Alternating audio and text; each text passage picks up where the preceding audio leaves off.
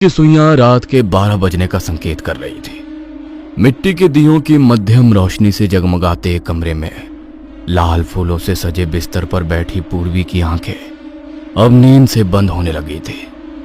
एकाएक पूर्वी की आंख बंद हुई और उसे महसूस हुआ किसी ने उसका मुंह कसकर दबा दिया है। पूर्वी बुरी तरह छटपटा रही थी। तभी घबराकर उसकी नींद खुलती है। कमरे में बिल्कुल सन्नाटा नजर आ रहा था। उसका पति पूरब कमरे में कहीं नजर नहीं आ रहा था।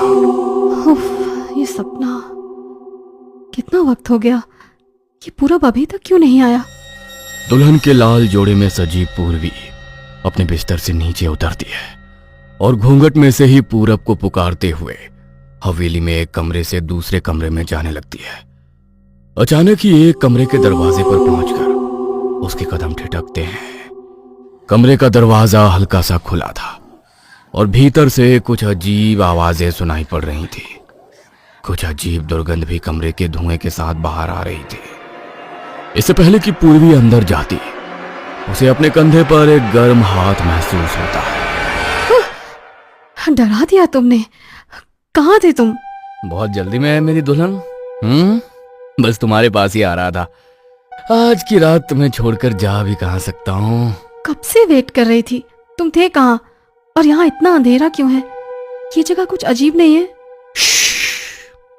आज की रात कोई सवाल जवाब नहीं, बस तुम और मैं। कल सुबह तक तुम सब जान जाओगे। पूरब ने एक कमरे में जल रहे दीपक बुझा दिए और पूर्वी को गोद में उठाकर उसके बिस्तर तक ले आया। कुछ देर बाद पूर्वी बिस्तर पर बेफिक्र होकर गहरी नींद में सोई हुई थी। लेकिन पूरब वो अब बिल्कुल बदला हुआ नजर आ रहा था। उसकी आंखों में मानो खून उतर आया था। उसने अपने शरीर पर काले वस्त्र पहन रखे थे, माथे पर काली राख मल रखी थी, आंखों में गहरा काजल और चेहरे पर किसी कसाई जैसी निष्ठुर भाव। उसने पूर्वी को उठाकर जमीन पर लिटाया, कुछ देर मंत्रोच्चार किया और फिर अग्निकुंड के पास रखे खंजर से उसका सर धड़ से अलग कर दिया। इसी के साथ पूरब के हंसी की आवाज से वह हवेली गूंज उठी। इस घटना को कई महीने बीत गए थे। पूर्वी का कुछ पता नहीं चल रहा था। शहर में उसकी रूममेट मेघा यूं अचानक पूर्वी के गायब हो जाने से बहुत परेशान थी। पूर्वी अपनी बहन निष्ठा से बहुत क्लोज थी। मुझे पूरा यकीन है निष्ठा को जरूर पता होगा कि पूर्वी कहाँ है और किस हाल में है। आई थिंक मुझे उससे बात करनी चाहिए। पूर्वी के बारे में कुछ पता है क्या? आई मीन, वो अचानक से अपना सामान छोड़कर चली गई, उसने बताया भी नहीं। हाँ, वो अभी शायद तुम्हारे साथ नहीं होगी। उसने बताया होगा ना कि शादी करने वाली है। Thank God. मुझे पता नहीं क्यों बहुत अजीब अजीब से ख्याल आ रहे थे। उसका फोन भी नहीं लग रहा है। बात करवा सकती हो क्या? शादी हो गई उसकी? मुझे पूर्वी के बारे में जितना बताना था मैंने बता दिया। आगे से उसे कांटेक्ट करने की कोशिश मत करना, सबके लिए वही अच्छा होगा। निष्ठा के यूं अजीब बर्ताव ने मेघा को उलझन में डाल दिया था। क्या चल रहा है यार? पूर्वी ने भी कभी पूरब से मिलवाया नहीं। मुझे पता भी नहीं वो दिल्ली में कहाँ रहता है। फोन ट्राई करती हूँ। पूरब, मैं मेघा, पूर्वी की रूममेट। पूर्वी से बात हो सकती है क्या? मैं नहीं जानता पूर्वी कहाँ है। उसने मुझे ऐसा धोखा दिया कि मैं आज तक उससे उबर नहीं पाया हूं। हम गांव में जाकर शादी करने वाले थे, लेकिन शादी के दिन वो पहुंची ही नहीं। मैं उसका इंतजार करता रहा और मेरा इंतजार उसके बाद कभी खत्म ही नहीं हुआ। उसका फोन भी नहीं लग रहा था। मुझे पूरा यकीन है उसकी बहन ने ही उसे रोका होगा। वो नहीं चाहती थी हमारी शादी हो। मेरा तो मन अब जीने का ही नहीं करता। मन करता है अपनी जान दे दूं। तो क्या निष्ठा कुछ छुपा रही है? आखिर पूर्वी है कहाँ? कहीं उसके साथ कुछ अनहोनी तो नहीं हुई? मेघा कुछ समझ नहीं पा रही थी कि आखिर ये क्या पहेली है। ऐसा मत कहो। तुम अपनी जान क्यों दोगे? संभालो खुद को। तुम्हें भी लाइफ में आगे बढ़ना चाहिए। शायद उसने शादी कर ली है। मेघा और पूरब के बीच अब अक्सर बातें होने लगी थी। पूरब के टूटे दिल को संभालने के चक्कर में मेघा पूरब के नजदीक आ गई थी। मैं नहीं जानता था पूर्वी के अलावा किसी और लड़की के साथ ऐसे कभी खुलकर मुस्कुरा पाऊंगा। थैंक यू मुझे समझने के लिए। पूरब को कंधा देते देते कब वो उसे पसंद करने लगी थी उसे एहसास ही नहीं हुआ था। समझ ही नहीं आता कैसे कहूं। पता नहीं था कोई पूर्वी से भी ज्यादा खास हो जाएगा मेरे लिए। आई लव यू मेघा, तुम बहुत अच्छी लड़की हो। क्या मेरे साथ शादी करोगी? पूरब, तुम इतने स्वीट हो, तुम्हें कोई भी लड़की मना नहीं कर सकती। पूर्वी की तरह धोखा तो नहीं दोगी ना? बिल्कुल नहीं। सच्चा प्यार सबके नसीब में नहीं होता, और शायद हमारा मिलना लिखा होगा, तभी तो आखिरी समय में पूर्वी शादी से भाग गई। अगले महीने की एकादशी को पूरब मेघा को लेकर पहाड़ों में बने बंगले पर ले जाता है। तुम तैयार हो जाओ, मैं शादी की तैयारियां करता हूँ। पंडित जी नहीं आए? यहाँ पंडित शादी नहीं करवाते, समझ जाओगी जल्दी। पूरब ने अग्निकुंड प्रज्वलित कर लिया था। सामने एक बड़ा सा पत्थर रखा हुआ था जिस पर खून जैसा कुछ लगा हुआ था। वहीं पास में काले रंग की धोती पहनकर पूरब कुछ अजीब से मंत्र पढ़ रहा था। एकाएक उसे आंगन से कुछ गिरने की आवाज सुनाई देती है। पूरब चौंक कर बाहर जाकर देखता है तो वहां उसे मिट्टी की हांडी टूटी हुई नजर आती है। ये हांडी यहां कैसे आई? पूरब उस हांडी के नजदीक जा पाता। इससे पहले उसे पायल की छम छम सुनाई पड़ती है।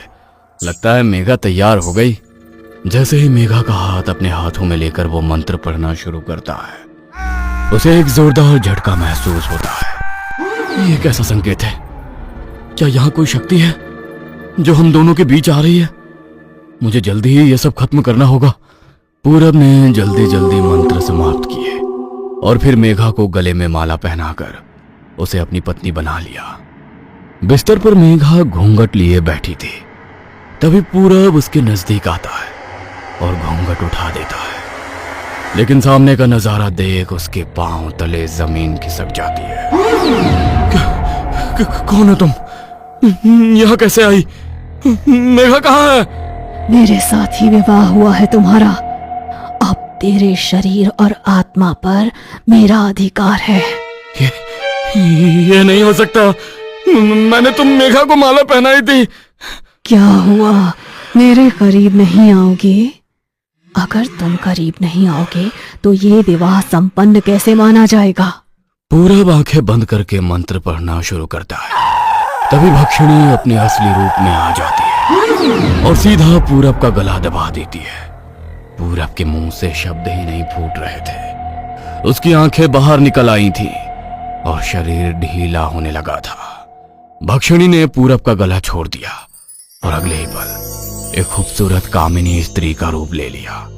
उसकी बड़ी बड़ी आकर्षक आंखें, खूबसूरत चेहरा और मादक मुस्कान देखकर पूरब अपने होश खो बैठा था। सम्मोहन में पड़कर वो उसकी ओर खींचा चला जाता है। कमरे में अंधेरा छा जाता है और कमरे का दरवाजा अंदर से बंद हो जाता है। यह पहली बार था जब शादी के बाद दुल्हन के साथ रात बिताने के बाद पूरब ने उसकी बलि ना दी हो। अगली सुबह पूरब बिस्तर पर लेटा हुआ था। वो पूरी ताकत लगाकर बिस्तर से हिलना चाहता था, लेकिन ना वो हिल सकता था, ना उसकी आवाज गले से बाहर आ रही थी। बेबसी में उसके आंखों से आंसू लुढ़क कर गाल पर आ जाते हैं। तभी उसे कमरे में छत के पंखे पर वही डरावनी छाया लटकती नजर आती है जो जोर जोर से हंस रही थी। तू तो तंत्र का इतना बड़ा पुजारी है, जानता ही होगा भक्षिणी क्या होती है। भक्षिणी वो काली शक्ति जो जिस पुरुष के साथ संबंध बनाती है उसी का रक्त पीकर अपना पोषण करती है। अब से हर रात तू मेरे साथ रहेगा। तेरे शरीर का कतरा कतरा खून पीकर मैं अपनी प्यास बुझाऊंगी। तभी कमरे का दरवाजा खुलता है और निष्ठा कमरे में दाखिल होती है। बहुत खूबसूरत खेल रचा तूने। भोली भाली लड़कियों से शादी करके उनकी बलि चढ़ाने के बाद क्या सोचा था अमर हो जाएगा? लेकिन कहते हैं ना, हर पापी के पाप का घड़ा एक दिन भर ही जाता है। तूने प्लानिंग तो बहुत अच्छी की थी, लेकिन मेरी बहन पूर्वी ने तुम दोनों की शादी में गलती से मुझे भी बुला लिया था। जिस समय मैं हवेली पहुंची, मैंने अपनी बहन की दिल दहला देने वाली चीख सुनी। जब मैं अंदर आई तो तुझे शैतान के सामने किसी राक्षस की तरह पूर्वी का खून पीकर नाचते देख मैं समझ गई थी कि तू कोई आम आदमी नहीं है।